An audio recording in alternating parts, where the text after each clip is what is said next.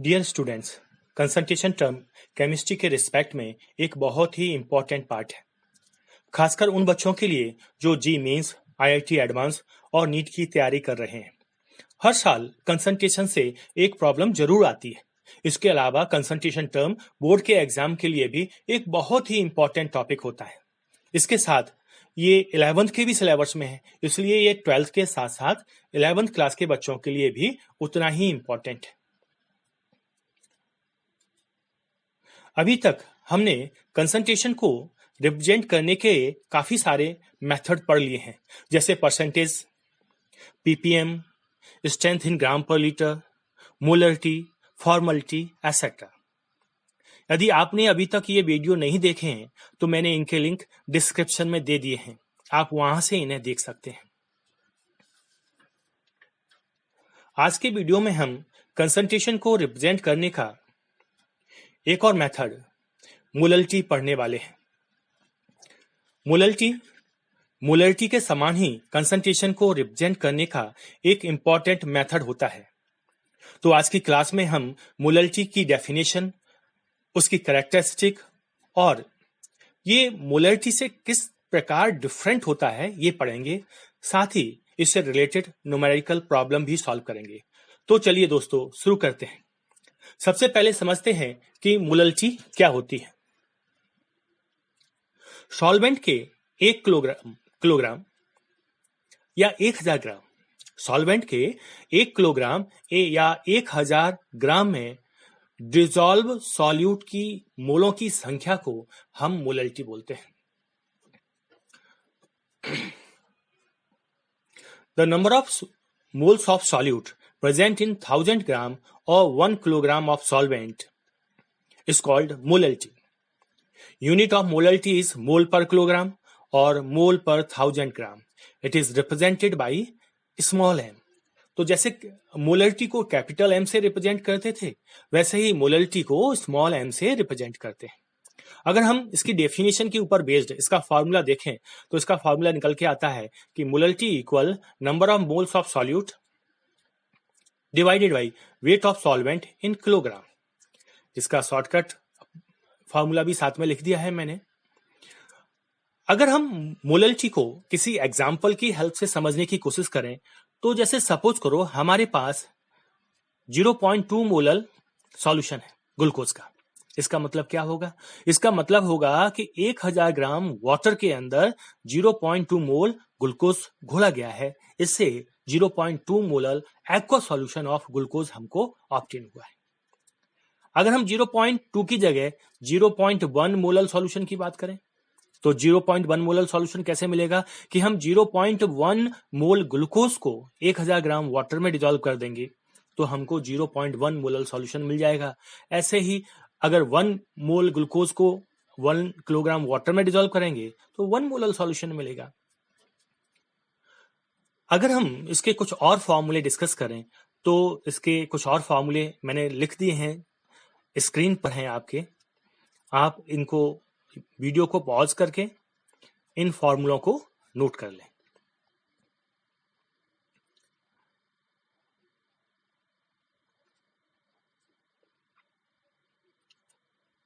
अगर आपकी सॉल्यूशन की स्ट्रेंथ ग्राम पर 1000 ग्राम में दिया हुआ है तो हम मोलरिटी को निकाल सकते हैं स्ट्रेंथ पर 1000 gram of solvent upon molecular weight. ऐसे ही अगर आपका वेट परसेंटेज दिया है तो उसका फॉर्मूला ये होगा, वेट परसेंटेज का फॉर्मूला। और अगर आपको मोलरिटी दी है और मोलरिटी कैलकुलेट करनी है तो इसका शॉर्टकट फॉर्मूला मैंने ये लिख दिया है, इसको आप नोट कर लें और ये डायरेक्ट ही मोलरिटी को मोलरिटी में और मोलरिटी को मोलरिटी में कन्वर्ट कर देगा। इसमें जो सिंबल दिए हुए हैं उनका मतलब भी है कि डी मतलब density, capital M molarity, small M molarity of the solution और M dash molecular weight of solute दिया हुआ है। मोलरिटी की अगर हम कुछ कैरेक्टरिस्टिक देखें तो मोलरिटी के सिमिलर ही एक इंपॉर्टेंट मेथड होता है मोलरिटी टेम्परेचर के ऊपर डिपेंड नहीं करती, जबकि मोलरिटी टेम्परेचर के ऊपर डिपेंड करती है। इसके पीछे रीजन ये है कि मोलरिटी के अंदर हम सॉल्वेंट का वेट लेते हैं, जबकि मोलरिटी के अंदर हम सॉल्यूशन का वॉल्यूम लेते थे। टेम्परेचर चेंज होने पर वॉल्यूम चेंज हो जाता है, इसलिए मोलरिटी चेंज हो जाती है, लेकिन वेट में कोई चेंज नहीं आता, इसलिए मोलरिटी जो है वो कांस्टेंट रहती है। अब कुछ डिफरेंस हम देखते हैं मोलरिटी और मोलरिटी के बीच में। मोलरिटी के अंदर हम सॉल्यूशन का वॉल्यूम यूज करते हैं, जबकि मोलरिटी के अंदर हम सॉल्वेंट का वेट यूज करते हैं। सॉल्यूशन के 1 लीटर में घुले हुए मोलों की संख्या को हम मोलरिटी कहते हैं, जबकि सॉल्वेंट के 1 किलोग्राम में घुले हुए मोलों की संख्या को हम मोलरिटी कहते हैं। मोलरिटी टेम्परेचर के साथ चेंज हो जाती है, जबकि मोलरिटी टेम्परेचर के साथ चेंज नहीं होती है। मोलरिटी की यूनिट है मोल पर लीटर, जबकि मोलरिटी की यूनिट है मोल पर किलोग्राम। अब इसके बाद हम मोलरिटी के ऊपर बेस्ड कुछ प्रॉब्लम्स, न्यूमेरिकल प्रॉब्लम्स करते हैं। अगर आपको कुछ एक्स्ट्रा प्रॉब्लम्स करनी है तो आप मेरी वेबसाइट mychemistryclass.wordpress.com पर जाएं। वहां पर आपको सभी यूनिट से related problems, worksheet, test paper, ये सारी चीजें मिल जाएंगी।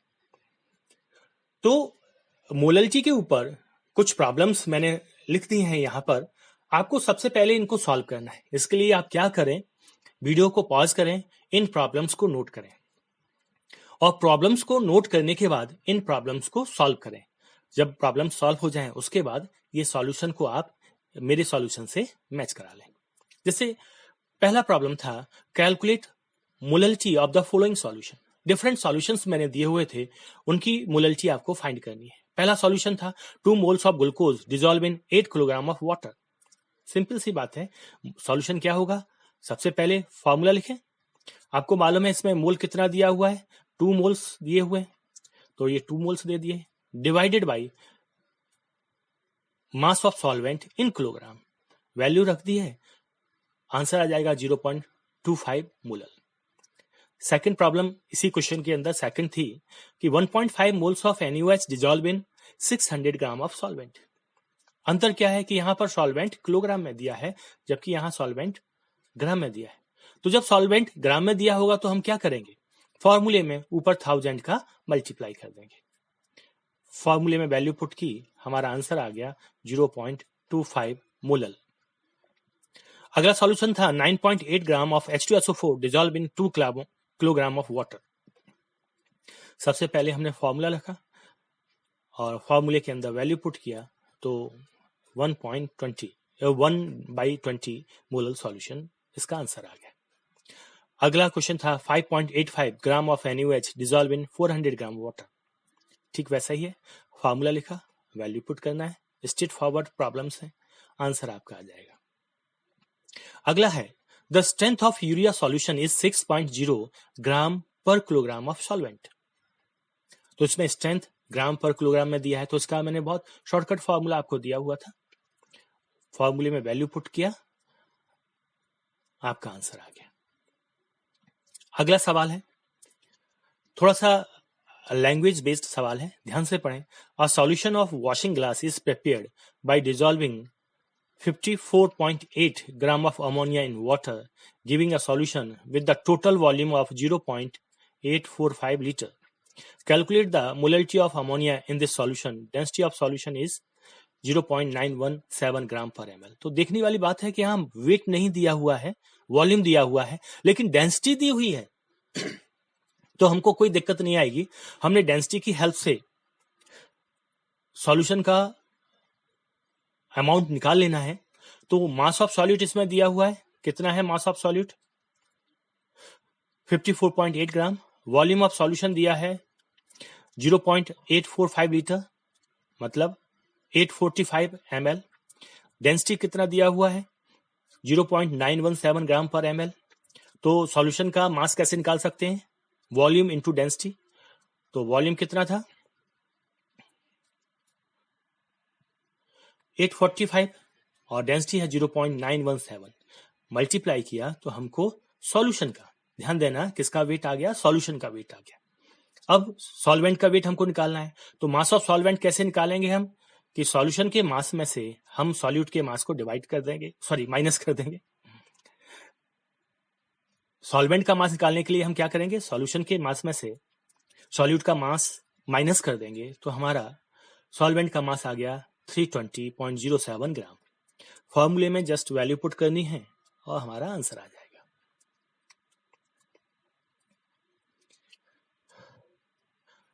अगला प्रॉब्लम था, a concentrated solution of acetic acid in water is 65.7% acetic acid by mass. Calculate the molality of acetic acid in this solution. तो आपको पता है कि वेट टू वेट परसेंटेज दिया हुआ है, मोलैलिटी हमको फाइंड करना है। इसका डायरेक्ट फार्मूला मैंने थ्योरी में आपको बताया था। डायरेक्ट फार्मूला लिखा आपने, फार्मूले के अंदर वैल्यू पुट कर दी, आपका आंसर आ गया। ऐसे ही अगला सवाल था कि the strength of an aqua solution of H2SO4 is 35% weight to volume. ध्यान देना, इसमें वेट टू वॉल्यूम दिया है। Express the concentration of solution in molality, density of solution to 1.28 gram per ml दिया है। आपको क्या करना है? इजी करने के लिए कितने फॉर्मूले आप याद करेंगे? तो वेट टू वॉल्यूम जो परसेंटेज दिया है, उसको सबसे पहले हम डेंसिटी की हेल्प से वेट टू वेट में कन्वर्ट कर देंगे। हमको क्या दिया हुआ है? कंसंट्रेशन ऑफ सॉल्यूशन दिया है 35 वेट टू वॉल्यूम, डेंसिटी दिया हुआ है, मोलैलिटी आपको फाइंड करना है। सबसे पहले क्या करें आप? वेट टू वेट परसेंटेज निकालें। कैसे निकालेंगे? Weight to volume percentage upon density कर देंगे, तो हमारा वेट टू वेट परसेंटेज आ जाएगा। इसके बाद ये सवाल भी पिछले सवाल जैसा ही हो जाएगा। हमने फॉर्मूला लिखा, वैल्यू पुट किया और हमारा आंसर आ गया। अगला प्रॉब्लम है 4.5 molar aqua solution of sulphuric acid has a density of 1.295 ग्राम पर centimetre cube. Calculate molarity of sulphuric acid in this solution. तो हमको कंसंट्रेशन दिया है 4.5 मोलर, डेंसिटी दिया हुआ है, हमको मोलरिटी फाइंड करना है। सबसे पहले जो शॉर्टकट फार्मूला मैंने आपको थ्योरी में दिया हुआ है, उस शॉर्टकट फार्मूले को लिखें, फार्मूले में वैल्यू पुट करना है, आपका आंसर आ जाएगा। तो ये 5 जो प्रॉब्लम्स मैंने दी हुई थी, जो आपने सॉल्व की हुई थी, उनसे आपने सॉल्यूशन मैच कर लिया होगा। इसके अलावा मैं कुछ एक्स्ट्रा प्रॉब्लम्स आपको दे रहा हूं सॉल्व करने के लिए। आप इन प्रॉब्लम्स को नोट करें, नोट करने के बाद इनको सॉल्व करें और इसका सॉल्यूशन आपको कमेंट सेक्शन में लिखना है।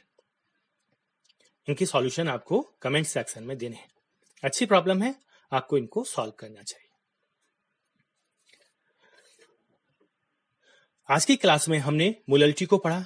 आपने मोलरिटी को कितना समझा है, इसे चेक करने के लिए मैंने वर्कशीट की लिंक डिस्क्रिप्शन में दे रखी है। आप वर्कशीट को सॉल्व करें। वर्कशीट को सॉल्व करने के बाद आप जैसे ही सबमिट बटन को क्लिक करेंगे, तो आपकी वर्कशीट में दिए हुए क्वेश्चंस के सही आंसर व आपका स्कोर दोनों ही मिल जाएंगे। साथ ही मैंने आज की वीडियो से रिलेटेड थ्योरी की लिंक भी डिस्क्रिप्शन में दे दी है, आप उसे वहां से डाउनलोड कर सकते हैं। तो आपने मोलरिटी को अच्छे से समझ लिया होगा और समझने के बाद आप उस वीडियो को 2 से 3 बार देखें, जिससे कि ये कंसेप्ट आपको अच्छे से क्लियर हो जाए। Thanks for watching.